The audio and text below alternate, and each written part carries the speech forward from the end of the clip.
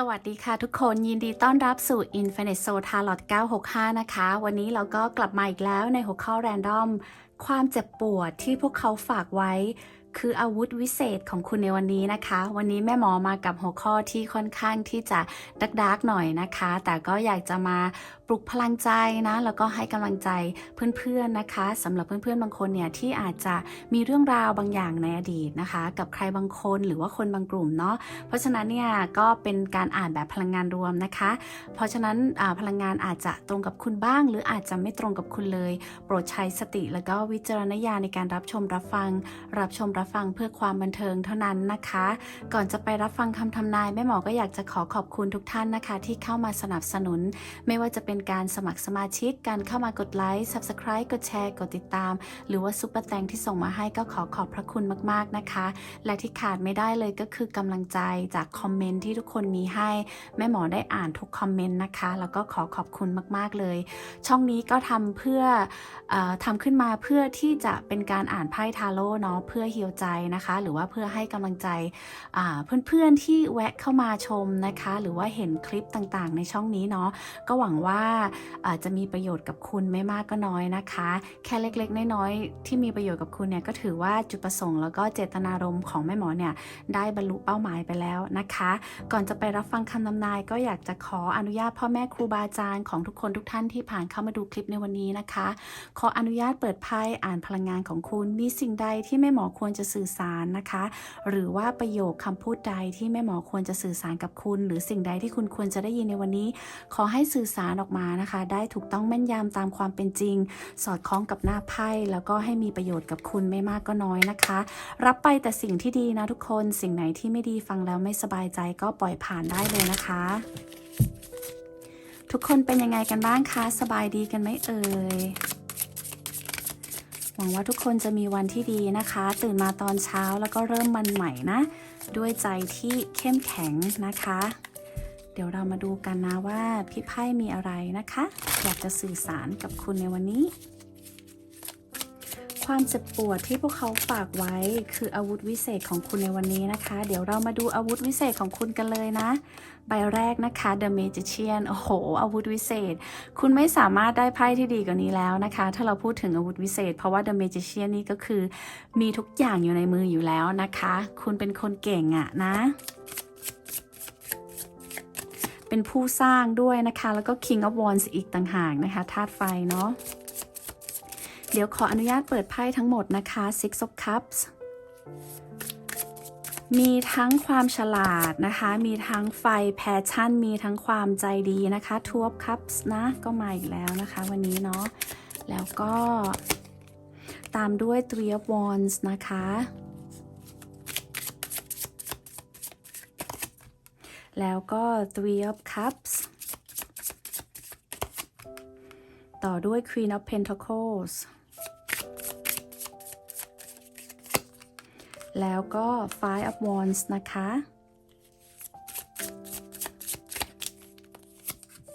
ตามด้วย The Devil พูดถึงเรื่องหัวข้อนะเพื่อนๆความเจ็บปวดที่พวกเขาฝากไว้เนี่ยมีทั้ง Five of Wands แล้วก็ The Devil ด้วยนะคะแม่หมอมีความรู้สึกว่าเพื่อนๆบางคนอาจจะประสบพบเจอกับความรักที่อาจจะทิ้งร่องรอยบางอย่างเอาไว้นะคะหรือว่าการที่มีการไม่เข้าใจกันกับใครสักคนนะคะอาจจะเป็นกลุ่มเพื่อนหรือญาติพี่น้องครอบครัวตัวเองก็ได้นะไพ่2ใบนี้นะคะเดี๋ยวเรามาให้ไพ่ขยายกันต่อเลยนะ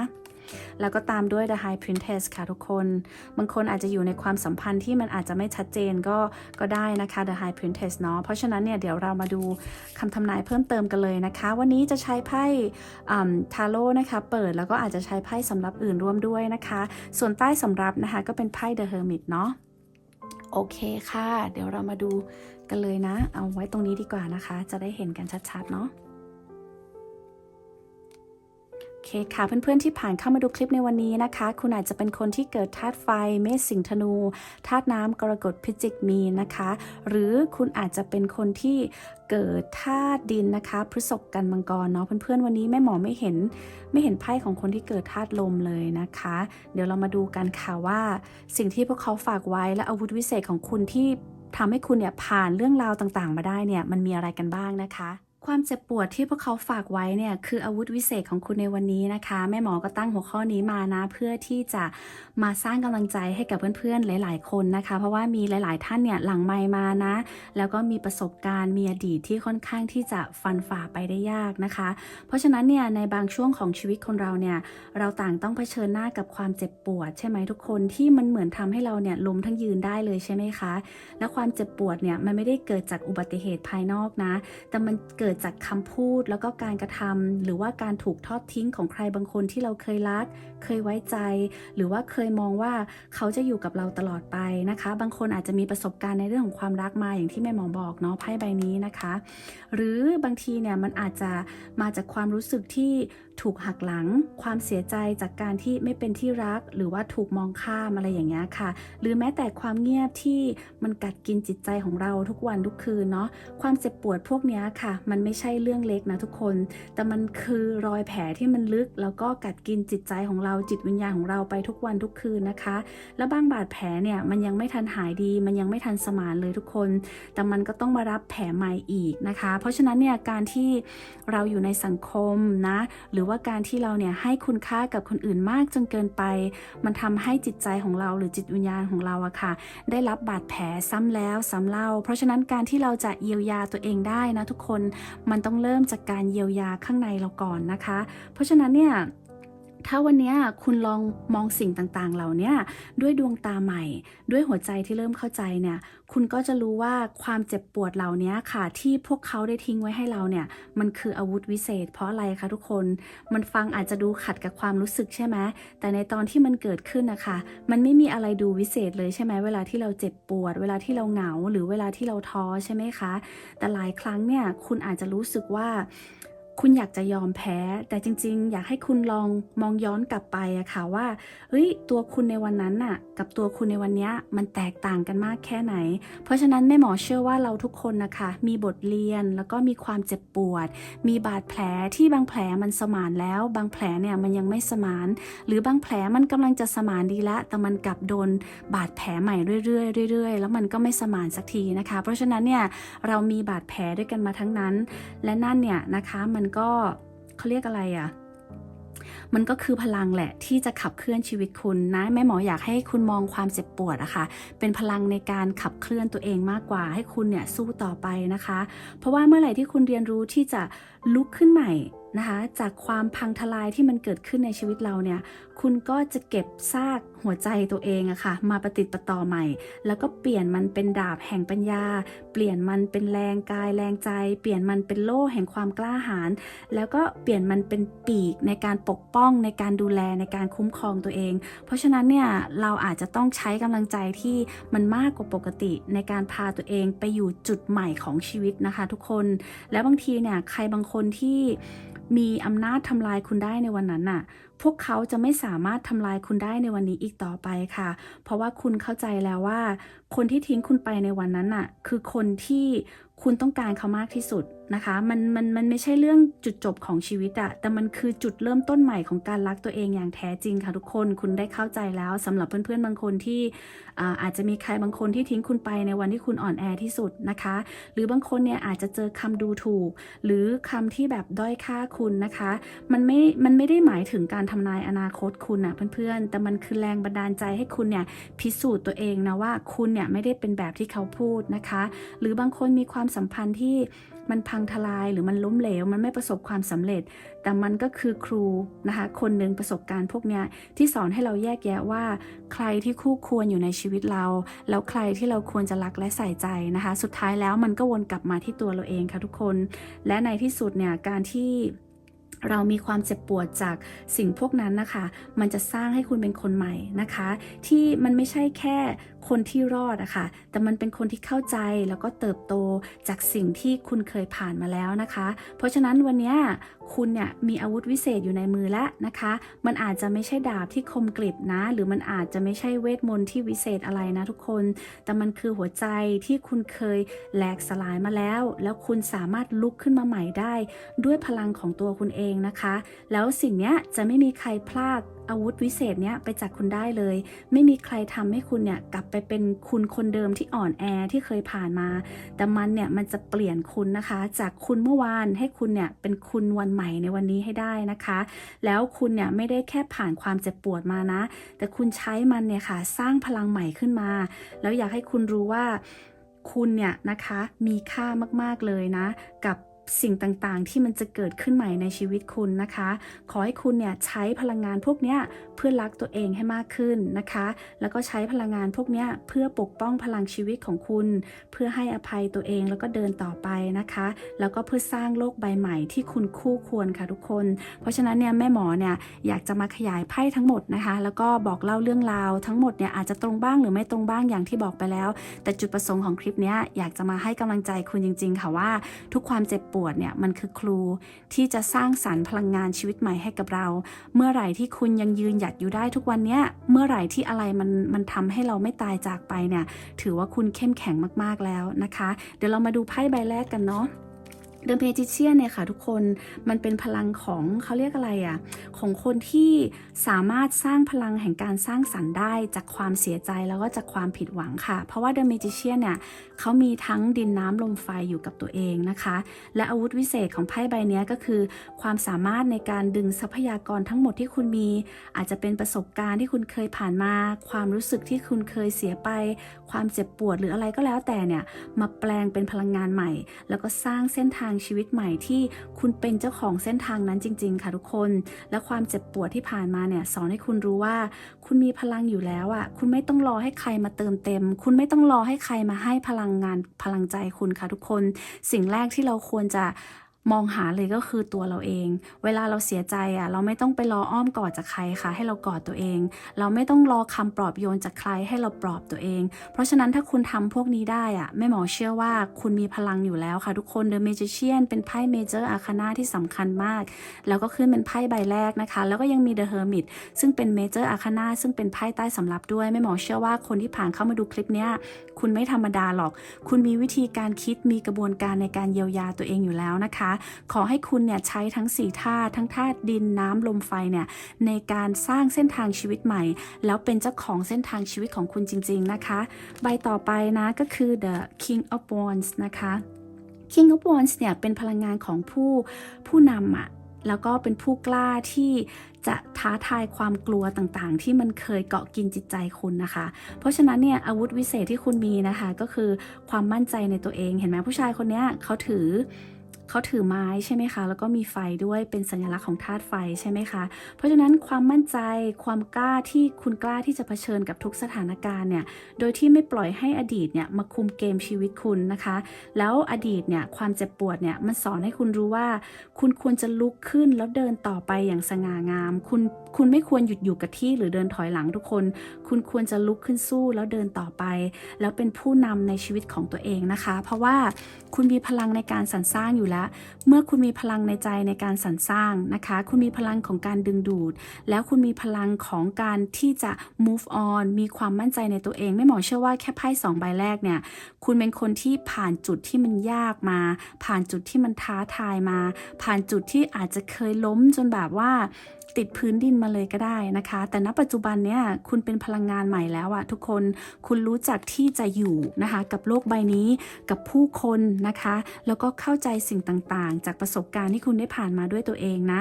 6ถ้วยเนี่ยนะคะเป็นพลังงานของธาตุน้ำนะไพ่ใบนี้บ่งบอกถึงอดีตแล้วก็ความทรงจำค่ะเพื่อนๆบางคนอาจจะมีความทรงจำในอดีตอาจจะเป็นความทรงจำที่ดีด้วยนะที่มันอาจจะหล่อเลี้ยงหัวใจคุณเนี่ยให้คุณมีกำลังใจจนถึงทุกวันนี้ค่ะอาวุธวิเศษของคุณเลยคือคุณแบบมีพลังในใจคุณมีความมั่นใจแต่ว่าคุณมีความอ่อนโยนด้วยค่ะทุกคนและความอ่อนโยนของคุณเนี่ยมันทำให้คุณไม่กลัวที่จะรักแม้ว่าคุณเคยเจ็บก็ตามนะคะแต่รักครั้งใหม่ของคุณน่ะมันจะเป็นความรักที่คุณผ่านกระบวนการของการตกผลึกมาแล้วค่ะคุณจะไม่รักแบบเดิมอีกต่อไปละคุณจะรักอย่างระมัดระวังคุณจะรักอย่างไม่มีเงื่อนไขและไม่ตั้งความหวังคุณจะรักแต่คุณจะรักตัวเองก่อนนะคะคุณจะไม่เอาความรักความผูกพันหรือความหวังทั้งหมดอะไปให้กับคนอื่นเพราะฉะนั้นคุณรู้แล้วค่ะว่าคุณควรจะรักอย่างไรให้ไม่เจ็บปวดอีกต่อไปนะคะและความเจ็บปวดเนี่ยสอนให้คุณมองอดีตว่าคุณควรจะเข้าใจว่ามันไม่ใช่ ทุกอย่างที่มันต้องวนอยู่ในชีวิตของเราอะทุกคนแต่มันเกิดขึ้นให้เราต้องเติบโตอะค่ะบางคนเขาต้องเดินออกจากชีวิตเราไปอะก็เพื่อที่จะทำให้เราเติบโตได้ถ้าเรายังหยุดอยู่ที่เดิมหรือยังอยู่ที่เดิมกับคนเดิมๆนะคะเราอาจจะไม่ได้เติบโตบนเส้นทางนี้เลยก็ได้เพราะฉะนั้นเราควรจะขอบคุณเขานะคะสำหรับคนที่ทิ้งความทรงจำที่มีความหมายเอาไว้ให้กับเราเพราะฉะนั้นเนี่ยบางคนมาทิ้งบทเรียนที่ดีบางคนมาทิ้งความทรงจำที่มีความหมายแต่บางคนเนี่ยกลับมาทิ้งบทเรียนที่มันเจ็บปวดไม่ว่าจะบทเรียนไหนทุกคนมันคือครูค่ะแล้วก็ขอบคุณบทเรียนเหล่านั้นที่ทำให้คุณเนี่ยเป็นคุณทุกวันนี้นะใบต่อไปนะคะ Two of Cups Two of Cups เนี่ยเป็นพลังงานของสายสัมพันธ์ที่เกิดจากการเยียวยาคุณอาจจะพบเจอใครสักคนที่มีความเจ็บปวดจากอดีตมาด้วยกันก็ได้นะคะแล้วมันมีพลังของการเยียวยาเกิดขึ้นหรือแม้แต่ตัวคุณเนี่ยใช้พลังของอดีตความเจ็บปวดที่คุณเคยผ่านมาเนี่ยในการเยียวยาผู้อื่นก็ได้นะและอาวุธวิเศษจากไพ่ใบนี้นะคะก็คือคุณสามารถสร้างสรรค์ความสัมพันธ์ที่มันลึกซึ้งแล้วก็มีคุณค่าได้นะคะและความเจ็บปวดจากอดีตเนี่ยสอนให้คุณรู้ว่ารักแท้เนี่ยเริ่มต้นจากการรักตัวเองก่อนนะคะแล้วคนที่เหมาะสมจะเข้ามาในชีวิตคุณเองตราบใดที่คุณรักคนอื่นก่อนโดยที่ไม่ได้รักตัวเองเลยทุกคนคุณก็จะดึงดูดพลังงานของคนที่เขาขาดเข้ามาในชีวิตคุณนะคะแล้วมันทำให้ความรักเนี้ยเป็นภาระแต่ตราบใดที่คุณรักตัวเองแล้วก็เติมเต็มตัวเองได้อย่างดีแท้แล้วค่ะแล้วก็เรียนรู้ที่จะรักอย่างไม่คาดหวังและไม่มีเงื่อนไขคุณจะดึงดูดคนที่เขาเต็มแล้วนะคะแล้วความรักนี้มันจะไม่เป็นภาระสำหรับคุณและเขาอีกต่อไปเพราะฉะนั้นเนี่ยมันจะมีแต่ความเข้าใจนะคะมันไม่ได้เต็มไปด้วยความคาดหวังหรือว่าความเจ็บปวดเหมือนความรักที่ผ่านมาในอดีตนะคะใบต่อไปนะก็คือ Three of Wands นะคะไพ่ใบนี้เป็นพลังงานของการมองการไกลการมีวิสัยทัศน์เพื่อนๆเห็นไหมคะผู้หญิงคนนี้เขามีไม้อยู่แล้ว3ไม้ใช่ไหมคะแต่เขาก็ยังมองไปข้างหน้าอย่างมีความหวังเพราะฉะนั้นอาวุธวิเศษของคุณก็คือความกล้าคิดกล้าทำและคุณกล้าที่จะฝันนะคะแม้บางครั้งเนี่ยความฝันที่คุณเคยฝันไว้มันเคยล้มสลายไปมันเคยแตกสลายไปความฝันมันไม่เป็นจริงแต่คุณก็กล้าที่จะฝันอีกครั้งนะคะและความเจ็บปวดในอดีตเนี่ยก็สอนว่าชีวิตเนี่ยยังมีอะไรอีกมากมายที่รอคุณอยู่ข้างหน้าอย่าจมอยู่กับความผิดพลาดอย่าจมอยู่กับอดีตอย่าจมอยู่กับประสบการณ์ที่คุณไม่ได้เรียนรู้อะไรจากมันนอกจากความเจ็บปวดเพราะฉะนั้นเนี่ยนะคะคุณเดินออกมาได้คุณมีวิสัยทัศน์ที่ดีต่อชีวิตและต่ออนาคตของคุณอยู่แล้วนะคะคุณเป็นคนกล้าที่จะลุกขึ้นแล้วก็ฝันอีกครั้งแล้วคุณจะทำความฝันนั้นให้เป็นจริงไม่ว่าฝันนั้นมันจะเป็นเรื่องอะไรก็ตามนะคะบางคนอาจจะมีการขยับขยายในเรื่องของหน้าที่การงานมีการโยกย้ายหน้าที่การงานหรือมีการอยากสร้างธุรกิจบางสิ่งบางอย่างที่เป็นของตัวเองหรือสร้างเส้นทางใหม่เป็นของตัวเองแม่หมอเชื่อว่าคุณจะทำได้แล้วคุณจะพบเจอกัลยาณมิตรที่ดี along the way ด้วยนะคะเพราะอะไรเพราะไพ่ใบต่อไปเป็นไพ่3ถ้วยนะคะขอให้คุณเนี่ยมองการไกลนะคะมองไปข้างหน้าไกลๆค่ะทุกคนแล้วก็ไม่ต้องไปกลัวกับหนทางข้างหน้าตราบใดที่คุณเรียนรู้จากอดีตมาแล้วคุณไม่ทำซ้ำเนี่ยแม่หมอเชื่อว่าคุณจะค่อยๆเดินหน้าต่อไปอย่างช้าๆก้าวไปช้าๆแต่มั่นคงได้นะคะใบต่อไปก็คือไพ่3ถ้วยนะทุกคนไพ่3ถ้วยเนี่ยเป็นการเฉลิมฉลองนะคะของหัวใจที่แบบอาจจะรอดตายมาแล้วนะคะแม่หมอเขาใช้คำนี้แล้วกันเพราะว่าอะไรตอนที่เราเจ็บทุกคนตอนที่เราท้อแล้วล้มเลยค่ะแล้วมองไม่เห็นใครเนี่ยมันไม่สามารถมีความสุขกับอะไรได้เลยข้าวก็ไม่อยากกินแม้แต่น้ำก็ไม่อยากจะดื่มนะคะคือมันรู้สึกหดหู่แล้วมันเหนื่อยไปหมดใช่ไหมคะแต่ไพ่ใบนี้มันเป็นพลังงานของคนที่แบบเฮ้ยฉันผ่านตรงนั้นมาได้แล้วก็ผ่านมันมาได้อย่างมีศักดิ์ศรีและมีเกียรติด้วยนะคะมันเป็นไพ่เฉลิมฉลองของการรอดตายทุกคนนะพูดอย่างนั้นเลยก็ได้นะคะและอาวุธวิเศษที่แม่หมอเห็นจากไพ่ใบนี้เลยคือคุณมีความสามารถในการสร้างความสุขง่ายๆกับคนที่รักคุณจริงๆคนที่รักคุณจริงๆอาจจะมีน้อยอาจจะมีแค่ 2-3 คนหรืออาจจะเป็นเพื่อนคน2คนที่คุณรู้สึกว่าคุณสามารถพูดคุยอะไรกับเขาได้นะคะเพราะฉะนั้นเนี่ยคุณแบบมีความสุขกับสิ่งเล็กๆกับคนไม่กี่คนในชีวิตตอนนี้นะคะแล้วอดีตที่ผ่านมาความเจ็บปวดที่ผ่านมาเนี่ยมันทำให้คุณแยกแยะว่าใครคือของจริงใครคือของปลอมใครคือเพื่อนแท้ใครคือเพื่อนจริงใครคือคนที่รักคุณจริงๆแล้วยังอยู่กับคุณในวันที่คุณไม่มีอะไรเลย นะคะ ใครเป็นคนที่รักคุณจริงๆแล้วอยู่กับคุณในวันที่คุณไม่เหลือใครเลยสักคนวันนั้นแหละคุณจะเห็นว่าใครคือเพื่อนแท้ใครที่อยู่กับคุณจริงๆคือวันที่คุณไม่เหลืออะไรเลยเพราะฉะนั้นแม่หมอเคยผ่านจุดนี้มานะคะแล้วเราจะรู้เลยว่าเฮ้ยคนที่เขายังอยู่กับเรานะวันนั้นน่ะแล้วเขายังอยู่กับเรานะวันนี้เราควรจะขอบคุณเขาให้มากๆเพราะว่าวันที่เราดู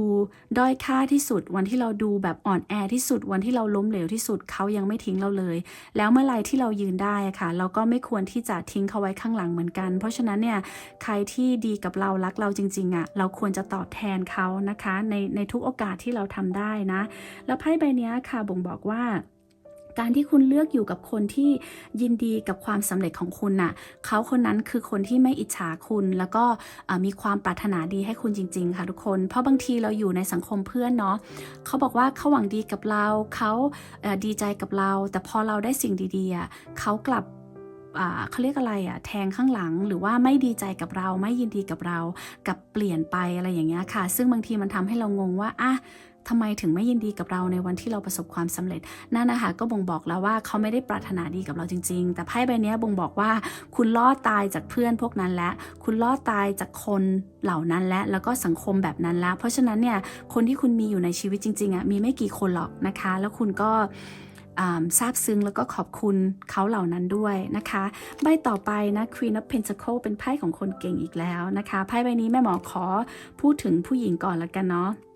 คือคุณเป็นผู้หญิงที่โอบอุ้มตัวเองได้เป็นคนเก่งเป็นคนที่ยืนหยัดนะคะต่อสู้ทุกสิ่งอย่างนะคะแล้วก็สร้างทุกวันนี้สร้างอนาคตของคุณสร้างปัจจุบันของคุณด้วย2 มือของคุณเองนะคะและอาวุธวิเศษของคุณจากไพ่ Queen of Pentacles เนี่ยก็คือความมั่นคงในตัวเองนั่นเองค่ะต่อให้คุณจะมีใครมาพูดจาดูถูกนะคะหรือว่า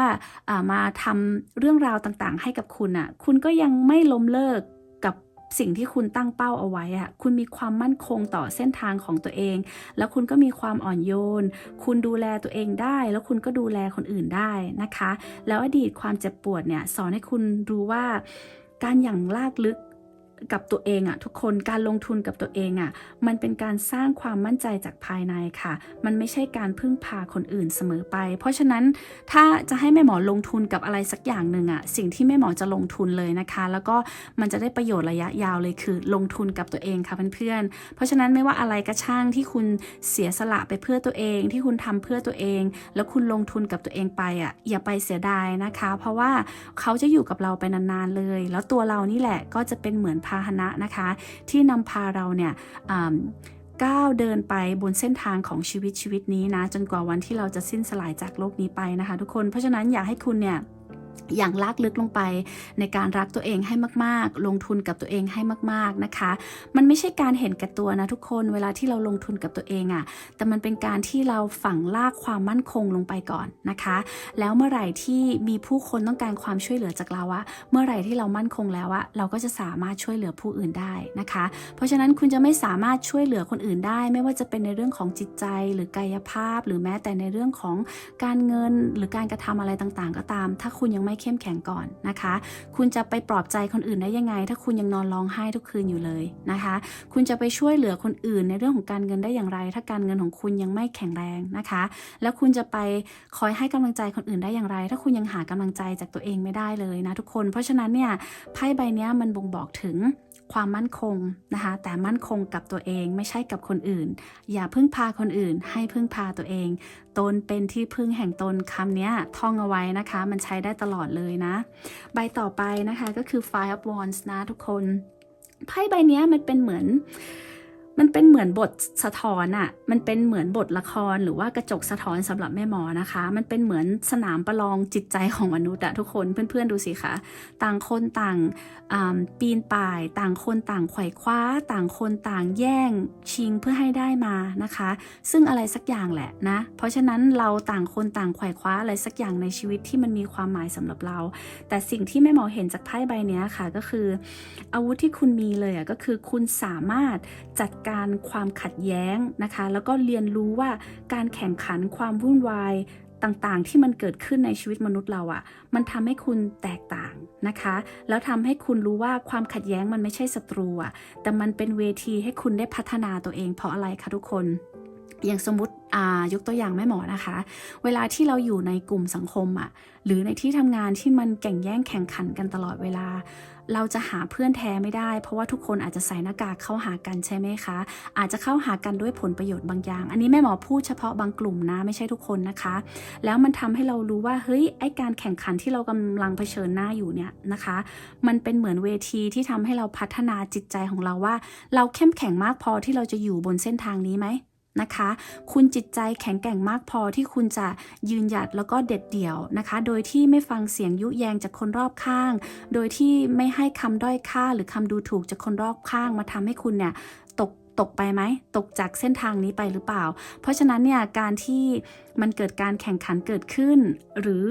อาจจะมีเรื่องราวของความวุ่นวายเกิดขึ้นบนชีวิตนี้บนเส้นทางนี้บนหน้าที่การงานนี้ที่คุณเผชิญอยู่อยากจะให้คุณรู้นะคะว่ามันไม่ใช่ศัตรูแต่มันคือที่ทำให้คุณน่ะได้พัฒนาตัวเองได้เห็นศักยภาพของตัวเองว่าคุณแน่แค่ไหนที่คุณจะอยู่บนเส้นทางนี้นะคะเพราะฉะนั้นเนี่ยความเจ็บปวดหรือความวุ่นวายที่มันเกิดในชีวิตคุณลองเขาเรียกอะไรบวกลบคูณหารดูว่ามันคุ้มกันไหมนะคะบางที่ที่มันท็อกซิกจริงๆมันไม่ไหวจริงๆโอเคเราก็ต้องถอยออกมาแล้วก็เริ่มต้น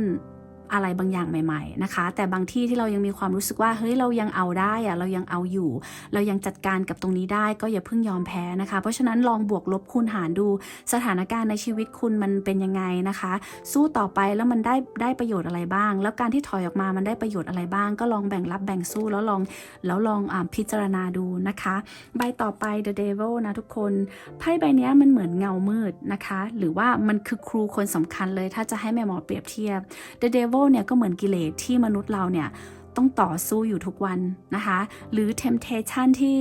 มันจะเอาเราเนี่ยออกจากเส้นทางที่มันถูกมันควรใช่ไหมคะเพราะฉะนั้น The Devil เนี่ยมีทั้งเชิงบวกและเชิงลบนะบางทีกิเลสเนี่ยมันก็สอนให้เรารู้จักตื่นตัวนะคะแล้วก็ระวังตัวแล้วก็มีสติอยู่ตลอดเวลาในเชิงบวกมันก็มีนะทุกคนถ้าเราจะมองแบบนั้นน่ะแต่ในวันนี้ในหัวข้อวันนี้เขาเหมือนครูอะค่ะเขาเหมือนเงามืดที่สำคัญที่เราจะต้องเอาชนะเขาให้ได้นะคะแล้วอาวุธวิเศษของคุณเนี่ยก็คือการที่คุณรู้เท่าทันพันธนาการความกลัวหรือสิ่งที่มันเคยควบคุมชีวิตคุณมาก่อนในอดีตนะคะหรือบางคนอาจจะมีพันธะผูกพันความเจ็บปวดในเรื่องของความรักมาก่อนอย่างที่แม่หมอเคยกล่าวเอาไว้นะไพ่ The Devil เนี่ยนะคะหรือคุณอาจจะอยู่บนเส้นทางความรักที่มันไม่ถูกต้องอะไรแบบนี้ก็ได้นะคะเพราะฉะนั้นเนี่ยความเจ็บปวดในอดีตเนี่ยสอนให้คุณรู้จักกับตัวตนที่มันเคยพังอะทุกคนเรามีอดีตที่เคยพังมาอยู่แล้วทั้งนั้นใช่ไหมคะแล้วคุณเลือกที่จะปลดปล่อยสิ่งนั้นน่ะไม่ให้มันรัดกุมคุณอีกต่อไปคุณจะเลือกเส้นทางที่มันใช่สำหรับตัวคุณเองคุณจะเลือกเส้นทางที่มันไม่ต้องโรยด้วยกลีบกุหลาบหรอกแต่มันจะสามารถทำให้คุณเนี่ยสามารถเดินได้นะคะอย่างไม่ทุลักทุเลนะทุกคนเพราะฉะนั้น The Devil มันเป็นพลังงานของการปลดปล่อยตัวเองจากพันธนาการที่เคยฉุดรั้งเราเอาไว้ไม่ว่าสิ่งนั้นจะเป็นอะไรก็ตามไม่ว่าจะเป็นความสัมพันธ์ความรู้สึกอดีตความทรงจำความเจ็บปวดบาดแผลต่างๆที่เราเคยยึดเอาไว้นะคะไพ่ใบนี้อยากให้คุณปลดล็อกตัวเองตรงนี้ด้วยนะใบต่อไป The High Priestess เนี่ยเป็นไพ่ของดาวจันทร์นะคะเป็นไพ่ของผู้หญิงเป็นไพ่ของธาตุน้ำนะแล้วก็เป็นไพ่อีกใบหนึ่งที่แม่หมอชอบเป็นเฟเวอริตเลยนะคะไพ่ใบนี้เป็นไพ่ของนักบวชผู้หญิงนะแล้วไพ่ใบนี้ก็บอกว่าคุณคือผู้รู้ที่เงียบสงบอยู่ในตัวคุณเองอยู่แล้วปัญญาญาณเนี่ยมันอยู่ในจิตใจของคุณอยู่แล้วอาวุธวิเศษของคุณเลยคือสัญชาตญาณที่แม่นยำความเข้าใจลึกในชีวิตแล้วก็การเชื่อมต่อกับจิตวิญญาณภายในของคุณนะคะเพราะฉะนั้นความเจ็บปวดไม่ว่าจะเรื่องอะไรก็ช่างในอดีตมันทำให้คุณนิ่งเป็นแล้วตอนนี้คุณนิ่งละคุณเรียนรู้ที่จะฟังเสียงหัวใจตัวเองแล้วก็ค้นพบคำตอบที่แท้จริงว่าเฮ้ยแล้วจริงๆเนี่ยฉันคือใครอะไรที่สำคัญที่สุดในชีวิตฉันต้องการอะไรบนเส้นทางของมนุษย์เนี้ยนะคะแล้วฉันจะหาทางออกแล้วฉันจะหลุดพ้นยังไงจากความทุกข์พันธนาการและความเจ็บปวดทั้งปวงฉันจะเอาชีวิตฉันเนี่ยนะคะหรือว่าเอาความ เป็นตัวตนของคุณเนี่ยกลับมาอีกครั้งได้ยังไงนะคะในบนเส้นทางในชีวิตของเราที่เหลืออยู่เนี่ยเพราะฉะนั้นไม่ต้องไปมองหาจากภายนอกค่ะทุกคนเวลาที่คุณสับสนเนี่ยกลับมาตั้งต้นที่จิตใจของคุณนะคะเวลาที่คุณอ่อนแอเนี่ยกลับมาตั้งต้นที่จิตใจของคุณเวลาที่คุณต้องการคำตอบจากอะไรสักอย่างกลับมาตั้งต้นที่จิตใจของคุณทุกอย่างเริ่มที่ใจแล้วก็เริ่มที่ความคิดของคุณชีวิตของคุณจะเปลี่ยนได้ก็ต่อเมื่อคุณเปลี่ยนความคิดคุณเปลี่ยนบางอย่างในจิตใจของคุณนะคะสองอย่างนี้ต้องทำงานคู่กันความคิดและจิตใจจิตวิญญาณของคุณมันต้องทำงานคู่กันนะคะแล้วเดี๋ยวร่างกายของเราเนี่ยเขาจะตอบสนองมาเองแม่หมอเชื่อว่าเพื่อนๆหลายๆคนเนี่ยอาจจะเคยผ่านเรื่องราวพวกนี้มานะคะจากการได้รับเมสเสจข้อความจากเพื่อนๆหลังไมค์อย่างที่บอกแม่หมอเลยเขาเรียกอะไรได้ไอเดียในการทำหัวข้อในวันนี้ขึ้นมาแล้วก็อยากส่งต่อข้อความนี้ค่ะให้กับใครอีกหลายๆคนที่อาจจะยังไม่เคยได้ยินหรืออาจจะประสบพบเจอปัญหาหรือเรื่องราวต่างๆที่มันคล้ายๆกันนะคะก็อยากจะบอกคุณนะคะว่าทุกอย่างที่มันเกิดขึ้นมันมาเพื่อที่ให้เราได้เรียนรู้บางอย่างเสมอแล้วเราเรียนรู้อะไรจากความเจ็บปวดนั้นจากอดีตที่ผ่านมาค่ะทุกคนแล้วเราเรียนรู้ที่จะทำความผิดพลาดแบบที่มันเคยเกิดขึ้นอีกไหมเราจะอนุญาตให้ตัวเองกลับไปอยู่จุดเดิมอีกไหมนะคะถ้าเรารักตัวเองมากพอเราจะไม่อนุญาตให้ตัวเองกลับไปรู้สึกแบบนั้นอีกนะคะใบต่อไปนะทุกคนใบต่อไปเลยเนี่ยก็คือไพ่ The Hermit นะคะ The Hermit เนี่ยก็เป็นฤาษีนะคะหรือว่าคนที่ค้นพบแสงสว่างจากความมืดของตัวเองนะคะแล้วความเจ็บปวดที่พวกเขาฝากไว้ให้กับคุณจากไพ่ใบนี้มันเป็นบริบทของคนที่เขาเรียกอะไรคุณพัฒนาตัวเองคุณเรียนรู้ทุกสิ่งทุกอย่างนะคะจากความเงียบแล้วก็จากการค้นพบตัวเองและการเข้าใจตัวเองอย่างแท้จริงค่ะทุกคนและอาวุธของ The Hermit เนี่ยก็คือสติปัญญาแล้วก็ปัญญาภายในของคุณแล้วก็ความสงบที่ไม่มีใครสามารถพลากมันไปจากคุณได้นะคะความเจ็บปวดในอดีตเนี่ยอาจจะสอนคุณว่าไม่มีคำตอบใดในโลกภายนอกที่จะเติมเต็มคุณได้ถ้าคุณไม่หาคำตอบจากภายในอย่างที่แม่หมอเคยเกริ่นไปแล้วนะคะแล้วก็การที่เราอยู่คนเดียวเนี่ยมันไม่ใช่เรื่องของความอ่อนแอหรือความพ่ายแพ้นะทุกคนแต่มันเป็นห้องเรียนแห่งจิตวิญญาณค่ะแล้วมันก็สอนให้เราเนี่ยกลายเป็นผู้นำแสงสว่างของตัวเองได้นะทุกคนเพราะอะไรThe Hermit กับ The High Priestess เนี่ยมันเป็นไพ่ของสัญชาตญาณเป็นไพ่ของการกลับสู่ภายในของคุณเองค่ะแล้วความเงียบเนี่ยมันไม่ได้แปลว่าคุณอ่อนแอหรือคุณแบบมีปัญหาอะไรนะแต่มันคือพลังของคนที่ฟังเสียงหัวใจของตัวเองเป็นค่ะแล้วก็เป็นพลังของคนที่รู้จักจุดยืนของตัวเองนะเพราะฉะนั้นเนี่ยคุณเป็นเหมือนนักรบแห่งความเงียบค่ะที่ถือแสงสว่างของตัวเองเอาไว้บางทีThe Hermit เนี่ยเขาอาจจะไม่ได้ตะโกนบอกโลกว่าเขาเจ็บแค่ไหนนะคะแต่เขาเปลี่ยนความเจ็บปวดเนี่ยให้กลายเป็นแสงนำทางทั้งตัวเองแล้วก็ผู้อื่นด้วยนะเพราะฉะนั้นแม่หมอเชื่อว่าไม่มีอะไรนะคะเขาเรียกอะไร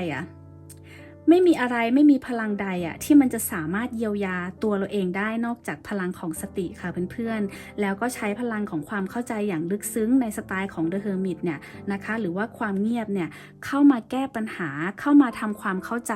กับอดีตแล้วก็ปัจจุบันแล้วก็เส้นทางในอนาคตที่เราจะเดินไปด้วยนะเพราะฉะนั้นแม่หมอเชื่อว่าหลายๆคนนะคะอาจจะผ่านตรงนี้มาแล้วนะแล้วก็อาจจะทำความเข้าใจตัวเองมาแล้วนะคะว่าเฮ้ยจริงๆแล้วนะมันมีอะไรหลายๆอย่างในชีวิตที่เราคิดว่าเราแบบเราไม่ไหวแต่จริงๆคุณไหวคุณยังมีอะไรอีกมากมายนะคะที่จะเป็นเหมือนอาวุธวิเศษในการพาคุณออกจากบางสิ่งบางอย่างที่มันเคยฉุดรั้งคุณเอาไว้ได้ทุกคนเพราะฉะนั้นการอยู่คนเดียวมันไม่ใช่เรื่องผิดการที่คุณอยากหลีกหนีสังคมมันไม่ใช่เรื่องผิดแต่มันอาจจะเป็นช่วงเวลาที่คุณต้องตกผลึกแล้วก็กลับมาเยียวยาตัวเองอย่างแท้จริงนะคะจะเป็นแบบนั้นก็ได้เนาะเดี๋ยวขอดูเพิ่มเติมนะคะอีกนิดนึงเนาะ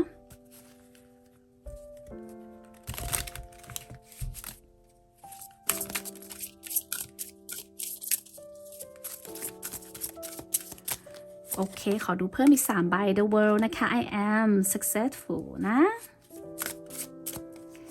แล้วก็โอ้โห Two of Swords นะคะ I open my heart and mind to new perspective นะคะเห็นไหมเปิดหัวใจนะคะแล้วก็ปลดปล่อยความคิด Ten of Cups เห็นไหมคะจบด้วย Ten of Cups เลยความสุขความสมหวังนะทุกคน I am slender by love นะคะ and contentment นะเพราะฉะนั้นเนี่ยไพ่ทั้ง3ใบนี้นะคะแม่หมอก็ขอสรุปให้เลยแล้วกันว่าอยากให้คุณเนี่ยนะคะเขาเรียกอะไรอ่ะใช้ทุกสิ่งทุกอย่างเพื่อรักตัวเองให้มากขึ้นปกป้องตัวเองให้มากขึ้นนะคะแล้วก็อยากให้คุณรู้เอาไว้ว่าทุกครั้งที่คุณรู้สึกเจ็บเนี่ยคุณไม่ได้อ่อนแอนะคุณแค่เป็นมนุษย์คนหนึ่งที่ยังมีหัวใจยังมีความรู้สึกแล้วมันก็คือพลังวิเศษที่มันวิเศษสุดๆแล้วค่ะเพื่อนๆเพราะว่าการที่เราเป็นมนุษย์เนี่ยมันหมายถึงการที่เรามีโอกาสได้ตื่นมาและแก้ไขความผิดพลาดในชีวิตเราอีกครั้งหนึ่งนะคะแล้วอยากให้คุณเนี่ยบอกตัวเองว่าคุณมีค่ามากนะคุณคู่ควรกับความรักที่มันเหมาะสมกับคุณไม่ต้องแบกอดีตไปตลอดชีวิตค่ะและคุณเนี่ยจะผ่านทุกอย่างไปได้เหมือนทุกครั้งที่คุณเคยผ่านมาเพราะฉะนั้นเนี่ยถ้าคุณแบบรู้สึกว่าเฮ้ยฉันไม่ได้เข้มแข็งขนาดนั้นคุณลองมองย้อนกลับไปสิว่าอดีตคุณอ่อนแอแค่ไหนแล้วปัจจุบันเนี่ยคุณมาไกลแค่ไหนแล้วนะคะต่อให้ชีวิตมันยังไม่สมบูรณ์ตอนนี้แต่คุณก็ผ่านจุดที่มันเจ็บปวดที่สุดมาได้แล้วอะเพราะฉะนั้นเนี่ยความเจ็บปวดเนี่ยมันเป็นของเมื่อวานค่ะทุกคนแล้วอาวุธวิเศษของวันนี้ก็คือวันนี้แหละปัจจุบันขณะนะคะที่คุณเนี่ยพร้อมที่จะใช้มันนะแล้วก็ใช้ปัจจุบันของคุณเนี่ยให้มันเหมาะสมที่สุดให้มันคุ้มค่าที่สุดนะคะแล้วก็ให้มันแบบ worth it ที่สุดอะในแบบฉบับที่เป็นคุณนะเพื่อนๆเพราะฉะนั้นเนี่ยทางเดินชีวิตเนี้ยมันไม่จำเป็นที่จะต้องมีใครมาเดินกับเราหรอกถ้าเราหาคนที่คู่ควรไม่ได้นะคะแต่ตราบใดที่เราเรียนรู้ที่จะเยียวยาตัวเองเป็นให้กำลังใจตัวเองเป็นพัฒนาตัวเองได้คนที่คู่ควรเขาจะเข้ามาหาคุณเองค่ะทุกคนและอาวุธวิเศษที่ทำให้คุณเนี่ยหลุดพ้นจากความเจ็บปวดมันไม่ใช่แค่การอยู่รอดนะทุกคนแต่มันคือการตื่นรู้คือการเติบโตแล้วคือการใช้ชีวิตที่เหลืออยู่อย่างมีพลังด้วยความเข้าใจในตัวเองแล้วก็เข้าใจโลกที่มันลึกซึ้งขึ้นนะคะเพราะฉะนั้นแม่หมอก็ขอเป็นกำลังใจให้กับทุกคนตอนนี้คุณประสบความสำเร็จแล้วนะในจุดที่คุณอยู่เพราะว่าไพ่ The World เนี่ยมันบ่งบอกถึงพลังงานของการเปลี่ยนแปลงการเปลี่ยนถ่ายบางอย่างมันไม่เหมือนเดิมอีกต่อไปพลังงานโลกหมุนเวียนไปพลังงานของเราก็หมุนเวียนไปแล้วดาวใหญ่ๆหลายๆดวงเนี่ยก็มีการเปลี่ยนบ้านเปลี่ยนราศีเพราะฉะนั้นพลังงานของคุณเปลี่ยนอยู่แล้วตั้งแต่วันที่คุณได้ฟังคลิปนี้นะคะทูบซอสเนี่ยเป็นพลังงานของการเปิดหัวใจอีกครั้งเปิดตัวเขาเรียกอะไรอะเปิดตัวตนของคุณน่ะเปิดความหวังเปิดวิสัยทัศน์ของคุณอีกครั้งเพื่อเส้นทางใหม่เพื่อชีวิตใหม่เพื่อตัวตนใหม่ของคุณแล้วจุดจบอะค่ะเมื่อคุณทำได้ทุกอย่างอย่างที่แม่หมอบอกอะคุณก็จะลายล้อมตัวเองไปด้วยความรักแล้วก็คนที่รักคุณจริงๆแล้วคุณจะสามารถเติมเต็มได้เหมือนไพ่10 ถ้วยนี้ค่ะทุกคน10 ถ้วยเนี้ยไม่จำเป็นจะต้องหมายถึงบุคคลนะแต่มันหมายถึงความรู้สึกและอารมณ์และ10 ถ้วยเนี้ยมันอาจจะเป็นอารมณ์ของคุณแบบ100%เลยก็ได้แบบไม่มีใครมาเอี่ยวเลยนะทุกคนจำแม่หมอไว้นะคะเมื่อไหร่ที่ถ้วยของคุณเต็มใจของคุณเต็มคุณจะดึงดูดคนที่มีค่าและเห็นค่าของคุณจริงๆมาโดยที่คุณไม่ต้องตามหาและไม่ต้องเรียกร้องอะไรเลยขอให้คุณเนี่ยเก็บความรู้สึกนี้เอาไว้แล้วบอกตัวเองไว้นะคะว่าคุณมีค่ามากพอสำหรับความรักและชีวิตดีๆนะคะไม่ว่าคุณจะอยู่ตรงไหนทำอะไรนะคุณจะมีอดีตยังไงไม่ต้องไปสนใจค่ะเราสนใจที่ปัจจุบันขณะสนใจที่วันนี้คุณทำอะไรคุณเป็นใครแล้วคุณกำลังเดินหน้าไปในทิศทางไหนเนี่ยค่ะสำคัญที่สุดนะคะเพราะฉะนั้นเนี่ยเรากำหนดอนาคตของเราได้ด้วยปัจจุบันขณะค่ะทุกคนขอให้คุณเนี่ยมีความสุขทุกบนเส้นทางที่คุณเดินนะคะอย่างที่แม่หมอบอกช่องนี้ทำมาเพื่อให้กำลังใจแล้วก็เป็นการอ่านไพ่เพื่อ healing ใจให้กับเพื่อนๆที่เราอาจจะไม่เคยเห็นหน้ากันเลยแต่แม่หมอมีความปรารถนาดีให้คุณ 100% นะคะแล้วก็อยากจะใช้คำพูดและการสื่อสารเนี่ยในการยกระดับจิตวิญญาณและจิตใจของคุณเพราะว่าเราทุกคนเนี่ยมาอยู่บนโลกใบนี้นะคะเพื่อมาทำบางสิ่งบางอย่างเพื่อมาเกื้อกูลกันแม่หมอก็อยากจะเกื้อกูลคุณในลักษณะที่แม่หมอถนัดและทำได้นะคะหากคุณเพิ่งเข้ามาฟังคลิปนี้เป็นครั้งแรกก็ฝากกดไลค์ Subscribe กดแชร์กดติดตามเป็นกำลังใจในการอ่านไพ่ให้คุณด้วยนะคะขอให้คุณมีวันที่ดีเริ่มต้นวันใหม่ที่ดีนะคะวันนี้ขอตัวลาไปก่อนค่ะทุกคนแล้วเจอกันใหม่คลิปหน้าค่ะสวัสดีค่ะ